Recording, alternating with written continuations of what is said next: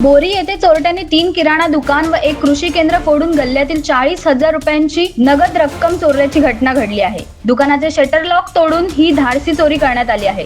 या घटनेमुळे व्यापारी व नागरिकांमध्ये भीतीचे वातावरण निर्माण झाले असून या घटनेचा पोलीस अधिकारी तपास करत आहेत। जिंतूर तालुक्यात बोरी येथे बस स्थानकाजवळ स्वराज कृषी केंद्र 5,000, महादेव किराणा 5,000, भाग्यवंत किराणा 15,000 आणि घोलप किराणा 15,000 अशा प्रकारे एक कृषी केंद्र व 3 किराणा दुकानांमधून 40,000 रुपयांची चोरी करण्यात आली आहे।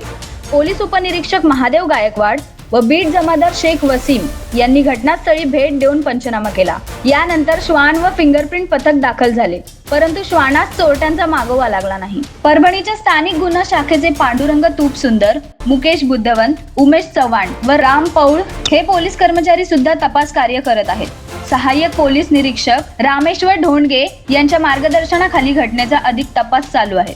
पोलिसांनी या घटनेतील चोरट्यांचा लवकर शोध घ्यावा अशी मागणी होत आहे। मनोज टाक, जनशक्ती, जिंतूर।